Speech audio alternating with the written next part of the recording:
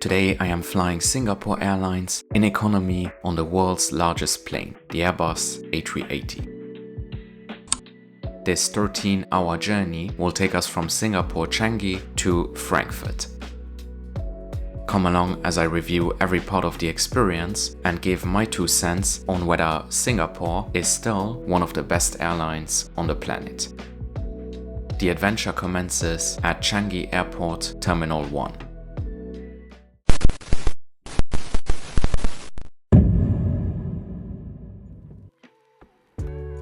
Good morning and welcome to Singapore Changi. Without question, one of the best, if not the best, airport in the world. We are currently landside at Terminal 1, which is where you'll find the stunning Jewel Changi with its indoor waterfall, rainforest and various shopping and dining options. Changi attracted 58 million passengers in 2023, making it the world's 17th busiest airport. As such, Singapore has about the same number of yearly passengers as Orlando or Frankfurt. I was actually a bit surprised by that, but then I found out that Changi has a capacity of 85 million. So yeah, still plenty of opportunities to grow. SIN has 4 passenger terminals, with a 5th one currently under construction. They are all connected via monorail or shuttle bus and organized by airlines and destinations. Singapore Airlines uses Terminal 2 for regional and Terminal 3 for longer journeys, such as my flight SQ326, departing at 11:15 am and arriving in Frankfurt at 6 in the evening. Flight time will be 12 hours and 45 minutes. Terminal 3 is a 10-minute walk from the Jewel Changi and immigration is a matter of minutes. There is no security check at this point as it will be performed right at the gate. We are now in the departure area of Terminal 3. This terminal opened in 2008 and just like every other part of SIN, the aesthetics are stunning. What I love most is the omnipresence of greenery. Apart from a variety of tropical plants and a koi pond, there is also a butterfly garden with no fewer than 40 different species.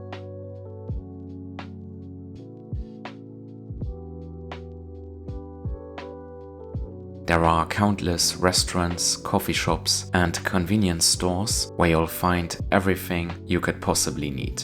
And finally, there is Asia's #1 lifesaver 7-Eleven, where you can get ready meals for less than 5 Singapore dollars. So yeah, in my Qatar Airways A350 review, I said that Singapore and Doha are tied at the top spot for the best airport in the world. And I stand by that, because departing from either one of them is just such a pleasant experience.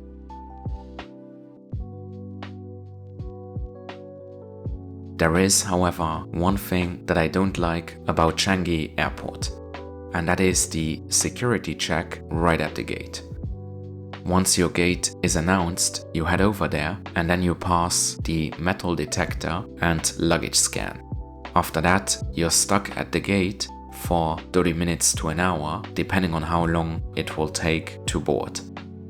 But yeah, that is a minor issue that doesn't take away from the fantastic experience at Singapore Changi. And here is our plane. A 13-year-old Airbus A380-800. Singapore Airlines has 12 of those and they were the launch customer. Those numbers are pretty insignificant though compared to Emirates, by far the largest A380 operator with over 120 planes. The A380 was built between 2003 and 2021 with over 250 deliveries. In the late 2010s, however, the aircraft's popularity started to decrease, mostly because of improvements to twin jets. The pandemic was the final nail in the coffin, with many airlines retiring their A380s early. In 2024, however, there has been a bit of a renaissance thanks to the exploding passenger demand. As such, airlines like Lufthansa, Etihad and BA rather suddenly decided to reintroduce the A380. While this humongous bird will not be around forever, there are still plenty of opportunities to fly the A380, and in my opinion, it's worth it because this plane just has so much presence. Whenever it rocks up, it steals the show, making it an iconic machine. Boarding was super efficient thanks to the zone system. Before getting on the plane, you are assigned to your zone at the gate, creating a more seamless flow of passengers. The A380 having 2 floors, there are different jet bridges for each booking class. The lower deck has 44 seats in premium economy and 343 in standard economy, which is where I'll be sitting today. By contrast, the upper deck is premium focused with 6 first-class suites and 79 lie-flat seats in business class. The economy section on the lower deck is in a 343 layout. After receiving a warm welcome from the crew, I made it to my seat 65 kilo. The seats are among the best in the sky and the fabric is super comfortable. The headrest is adjustable vertically and horizontally, and the legroom is very generous. A high quality pillow and blanket were already waiting at my seat, and the crew also handed out SQ branded headphones, and those were pretty good for economy standards. There are 1, 2, 3, 4 seat back pockets and a tray table with a small mirror.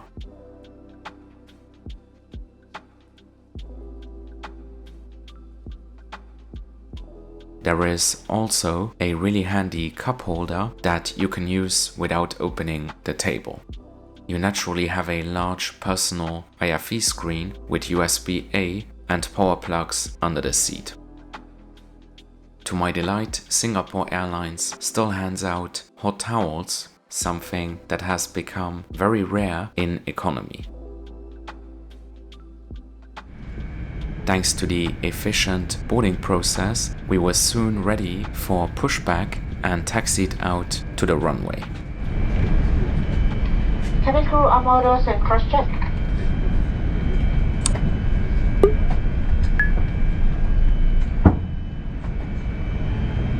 There are several emergency exits in this aircraft. Take a few moments now to locate your nearest exit, which may be behind you.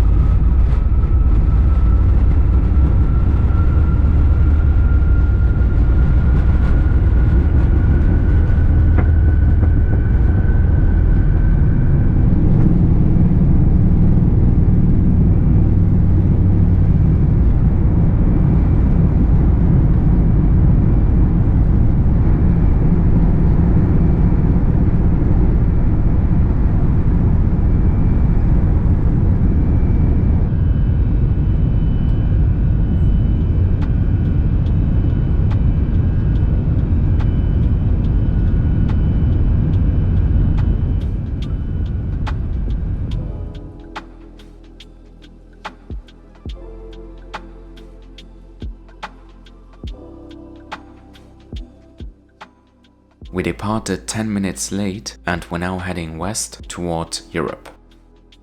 As it will be some time before lunch gets served, let's have a look at the IFE. Singapore Airlines offers a selection of about 400 films and 900 TV show episodes. This is plenty to keep yourself entertained, but it is pretty standard these days. Emirates, Turkish, Qatar, and even American have bigger libraries in 2024, so this isn't Singapore's greatest strength, but don't get me wrong, it is still very good. Games, music, and moving maps are also present. Wi-Fi is complimentary for KrisFlyer members as well as anyone traveling in business or first. SQ does have live TV on certain planes, but not this particular A380. And unlike other airlines, the exterior camera feeds aren't accessible to passengers. It took a full 90 minutes before lunch was served, which isn't too surprising though, as this is a 13-hour day flight.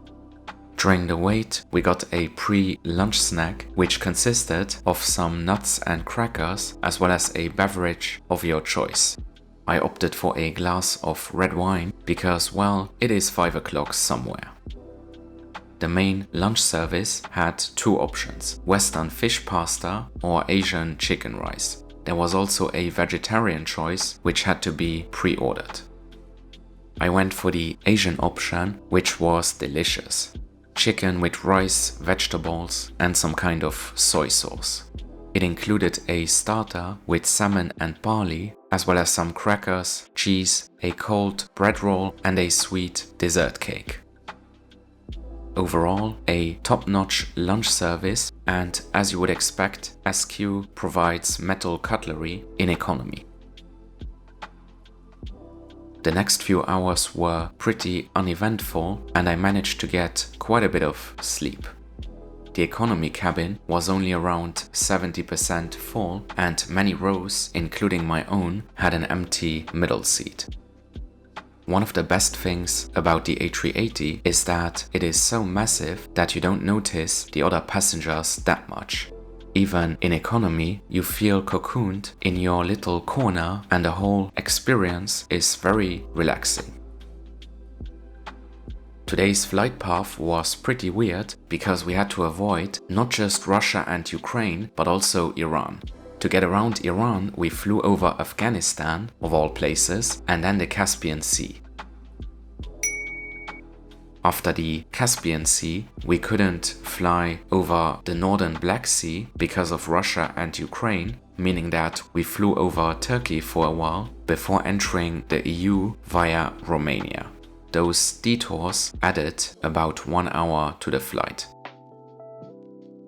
The loos were kept in pristine condition throughout the entire flight, and there are various free amenities such as toothbrushes and hand lotion. I also want to give a special shout out to the cabin crew on this flight because they were sensational.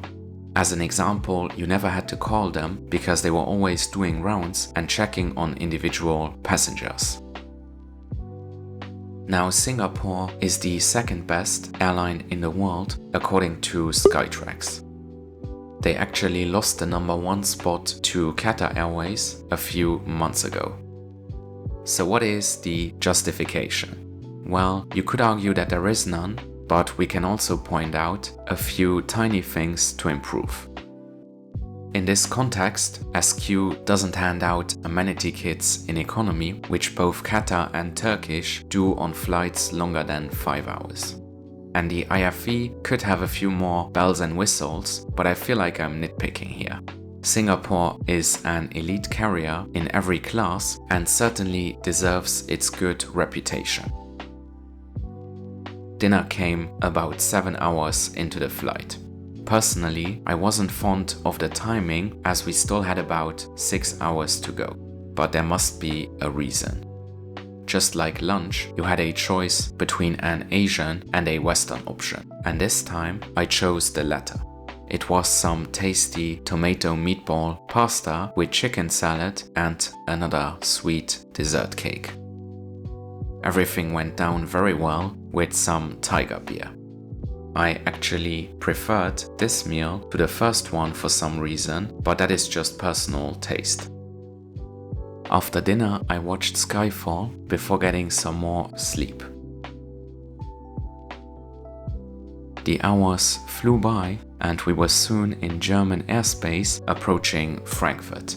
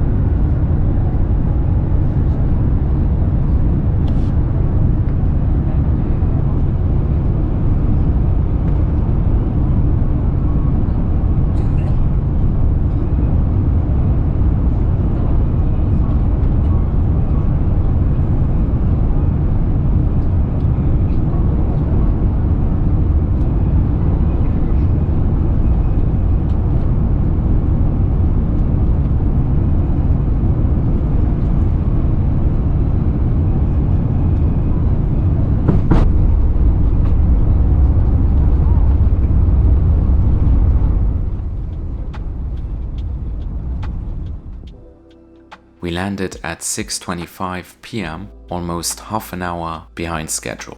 Not the end of the world, but still a delay. It is now time to reveal the price.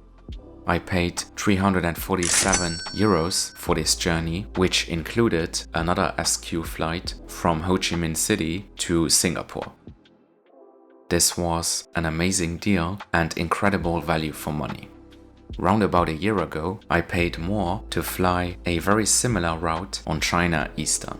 And if you have seen that video, you'll know that China Eastern and Singapore aren't really in the same league. In conclusion, this flight gets an 8.5 out of 10. By and large, a flawless experience. If you can find a decent deal on Singapore Airlines, go for it. They are usually quite expensive, but sometimes you can find great offers. And they are among the best airlines in the world. As always, let me know your opinion down in the comments. Thanks very much for watching and see you in the next one. Goodbye.